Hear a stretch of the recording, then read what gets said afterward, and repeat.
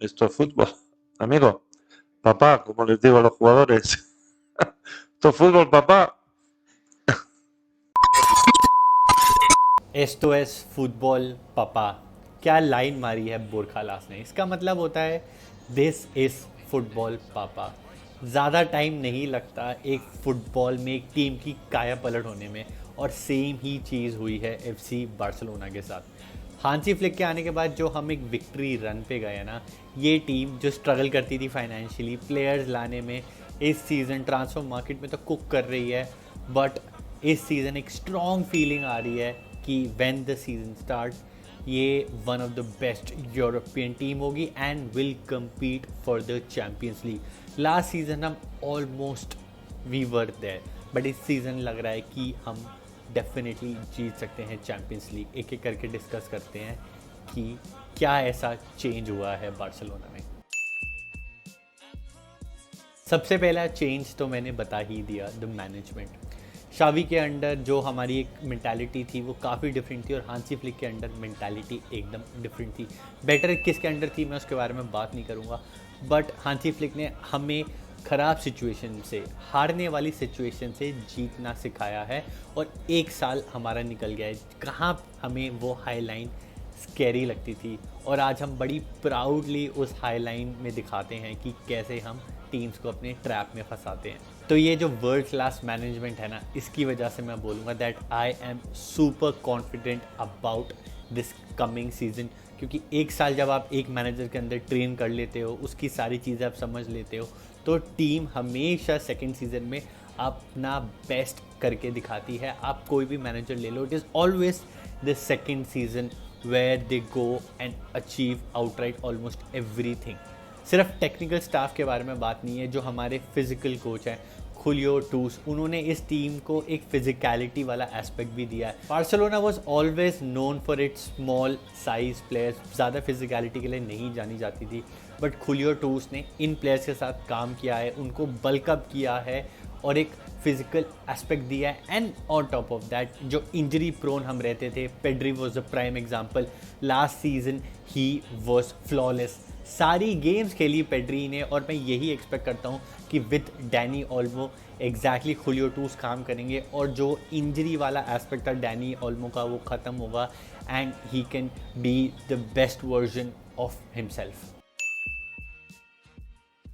Goalkeepers को लेके हमने स्ट्रगल किया है। यूरोपियन फुटबॉल में हम आगे इसलिए नहीं बढ़ पाते थे क्योंकि हमारे पास एक वर्ल्ड क्लास गोलकीपर नहीं था। येस, मार्क आंड्रे टेर स्टेगन was a good one, but last season हम गंदा एक्सपोज हो गए थे जब इंजर हो गए थे टेर स्टेगन। ऑलरेडी उनका फॉर्म अच्छा नहीं चल रहा था। इन्याकी पीने के साथ हमने किसी तरह मैनेज किया।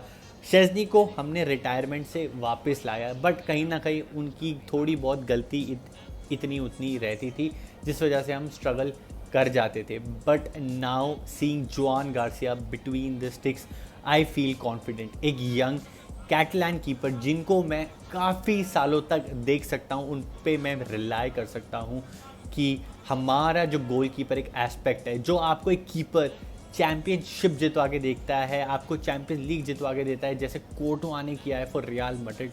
Now I can be confident that I have one of those keepers for just 25 million. For a bargain we got a keeper जो हमको, जो रह जाते थे, हम जरा सा हमेशा रह जाते थे, उस चीज़ से हमें आगे बढ़ के फाइनल फिनिश लाइन तक ले जाएगा। Nico Williams coming to Barcelona is not just a good news for Lamine Yamal, it is a good news for Hansi Flick and for us fans too. Hansi Flick, अगर आप उनके system को थोड़ा भी जानते हो, he loves those explosive wingers. ये चीज़ हमने बायर्न म्यूनिक में भी देखी थी, और सेम हम देखने वाले हैं बार्सिलोना में। लेफ्ट विंग हमारे पास एक आउट एंड आउट नहीं होता था, रफीनिया हमेशा इंटीरियर ड्रिफ्ट कर जाते थे। Now lamin Yamal and Nico Williams on each and, वो एक्सप्लोसिवनेस, वो एक पेस, वो एक एबिलिटी ऑफ प्लेयर्स जो टेक ऑन करेंगे, पिच को वाइड बनाएंगे। वाइड बनाने से क्या होता है, आप उनकी डिफेंस को स्ट्रेच करते हो, जिस चक्कर में आपको स्पेसेस मिलती है, and Hansi Flick thrives on that. तो ये चीज़ देख के मैं बहुत खुश हूँ कि हांसी फ्लिक को इस सीज़न अपने डिमांड किए हुए प्लेयर्स मिल रहे हैं, जिससे कि वो अपना ब्रांड ऑफ फुटबॉल और भी ज़्यादा एक्सपेंसिव तरीके से दिखा पाएँ। And there is no secret when Lamine Yamal and Nico Williams combine. ये चीज़ हम देख चुके हैं यूरो 2024 में, जहां दोनों से ज़्यादा कुछ एक्सपेक्टेशन नहीं थी and they delivered, they out scored, out numbered, out achieve themselves और यूरो कप जितवाया। तो सेम चीज़ मैं एक्सपेक्ट करता हूँ इन दोनों से, क्योंकि जब ये दोनों साथ में होते हैं ना, एक बचपना दिखता है, एक खुशी दिखती है, एक आपको वही फुटबॉल दिल बार्रियो, जिसका मतलब होता है फुटबॉल ऑफ द नेबरहुड दिखता है, जहाँ पे दो दोस्त कहर ढा रहे हैं दूसरी टीम पे। तो ये खुशी देख के ना हम सबको खुशी होती है, हम सब तड़प रहे हैं कि मैं कब इनको देखूंगा। जल्दी से हियर वी गो हो निको विलियम्स का, ताकि वो जाएं हमारे जो टूर है एशिया में, साउथ कोरिया में एंड जापान में, और इंटीग्रेट हो जाए हांसी फ्लिक के सिस्टम में, उनके साथ एक उनकी सेटिंग बैठ जाए, केमिस्ट्री बन जाए विद टीम, एंड जैसे ही सीजन स्टार्ट हो he is there from day one. एक चीज़ जो मैंने बहुत सालों से नहीं देखी है इस बार्सिलोना में, वो है डेप्थ। चावी की बार्सिलोना ले लो या फिर आप लास्ट सीजन वाली बार्सिलोना ले लो, जैसे ही कोई प्लेयर इंजर होता था हमारे क्राइसिस शुरू हो जाते थे। हम चैंपियंस लीग में कहीं ना कहीं रह गए because we did not have a right back and a left back का एक आंसर, जब हमारे मेन प्लेयर्स इंजर हो गए थे, और बाल्डे एंड कुंडे। बट इस सीज़न जो डेप्थ हमारी बन रही है ना, I am so happy to see that. La Masia के 8 प्लेयर्स आइडेंटिफाई किए हैं डेको ने, जिनको हम भेजेंगे टूर पे और उनको कहीं ना कहीं प्रमोट करने का हम अपॉर्चुनिटी भी देंगे। लेफ्ट बैक की पोजीशन में हम जोफ्रे टोरेंट को देख सकते हैं that he being promoted. Up front we can see Dani Rodriguez, Jan Virgili and others, जिनको एक अपॉर्चुनिटी मिलेगी। डिफेंस को लेके मैं बहुत ही ज़्यादा सेटिस्फाइड हूँ because we have Inigo Martinez, Pau Cubarsi, Araujo and then we have Eric Garcia who can also play as centre back. Full backs में हमारे पास अपने कुंडे हैं, Eric Garcia can also play as right back and Hector Fort. Left back पे Balde तो हैं ही हैं, Gerard Martin and Jofre Torrents जब वो आ जाएंगे तो डिफेंस अब मेरे को कहीं ना कहीं सॉर्टेड लग रही है। एक फुल बैक आ जाता है जो दोनों साइड खेल लेता है, that would be amazing, but I am satisfied. Midfield को लेके भी मैं काफ़ी ज़्यादा सेटिस्फाइड हूँ बिकॉज इतनी ज़्यादा डेप्थ है कि मैं कंफ्यूज हूँ कि मैं किसको खिलाऊँ। मैं गावी को खिलाऊँ, पेड्री को खिलाऊँ, बर्नाल, कसाडो, मेदिया, पुंता, जिसे हम बोलते हैं कैम पोजीशन इंग्लिश में, वहाँ पे मैं फेरमीन को खिलाऊँ, रफीनिया को खिलाऊँ या डैनी ओल्मो को खिलाऊँ।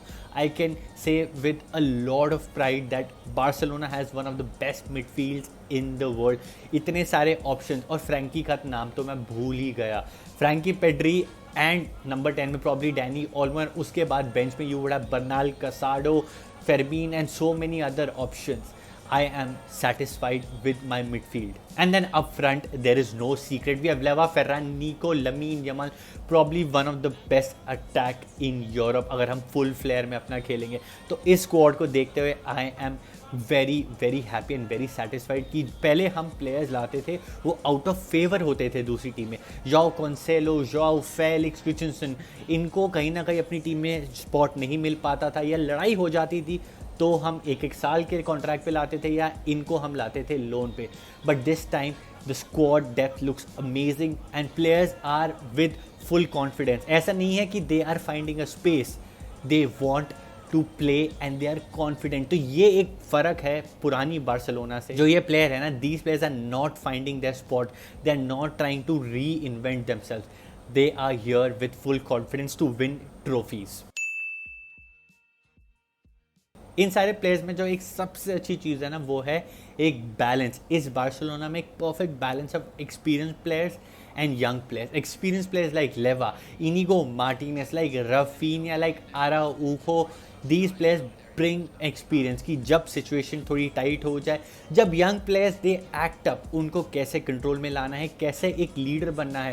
बैक में है वी हैव इनिगो मार्टिनेज जो हमेशा बैकलाइन मेंटेन करते हैं, चिल्लाते हैं, मेंटेन करते हैं, तो एक कामनेस आपको डिफेंस में देते हैं। मिडफील्ड में आपको काफ़ी मैच्योरिटी दिखती है, एक्सपीरियंस दिखता है पेड्री को लेके, even though he is also very young, but आपको पेड्री इतने ज़्यादा मैच्योर फुटबॉल खेलते हुए दिखते हैं। Up front you have the experience of Raphinha and Lewandowski.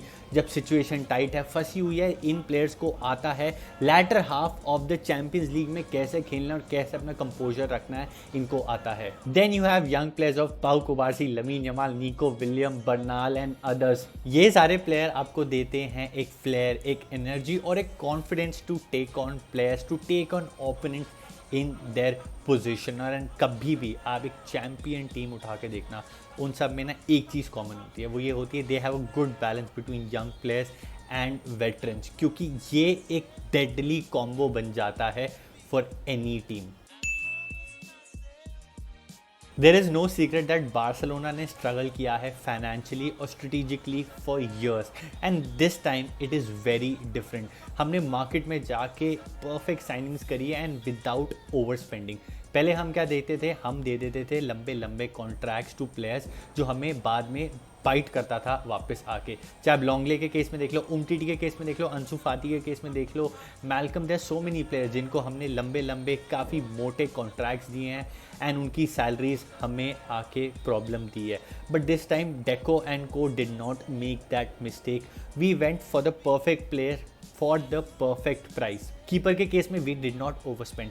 निको विलियम के केस में the price is perfect and salary के केस में देखो तो निको की सैलरी होगी 7 to 8 million and Joan Garcia की सैलरी होगी 2.5 to 3 मिलियन। तो हम लंबे लंबे कॉन्ट्रैक्ट्स दे रहे हैं बट हम मोटे कॉन्ट्रैक्ट्स नहीं दे रहे। कि एक चीज़ बैक ऑफ द माइंड सारे प्लेयर्स के रहती है, सारे फैंस के भी रहती है कि ऑफ द फील्ड हमारी जो इतनी सारी प्रॉब्लम्स थी ना, उससे हमने निकल के अपना सीख लिया इस बार। जैसे ही चीज़ें ऑन द फील्ड ठीक हुई, ऑफ द फील्ड भी चीज़ें ठीक होने लगी और वो दोनों एक दूसरे को कहीं ना कहीं इम्पैक्ट करती है। जब आप ऑन द फील्ड अच्छा खेलते हो, आप ज़्यादा रेवेन्यू जनरेट करते हो। जब आपका ऑफ द फील्ड अच्छा चल रहा होता है फाइनेंशियली, तो आप सही प्लेयर्स ला पाते हो, सही लोग अट्रैक्ट कर पाते हो। तो इस बार बार्सिलोना ने I would say pitch perfect signing करी है without making any error. And I'm also proud of Joan Laporta and Co for building that new camp now. Official date आ चुकी है, हम 10th August if I'm not wrong we will be back in camp now. एक ऐसे time पे हमने stadium build किया जहाँ हम बहुत ही ज़्यादा स्ट्रगल कर रहे थे। So kudos to that, recognise करो the work Joan Laporta has done for FC Barcelona. He is a true Catalan and he is a true cule. He came at a time just situation was worse. ये शायद से club exist करने के लाले पड़ गए थे। और इसका आपको मैं एग्जांपल देता हूँ, Manchester United has also gone through a similar scenario but they are still struggling.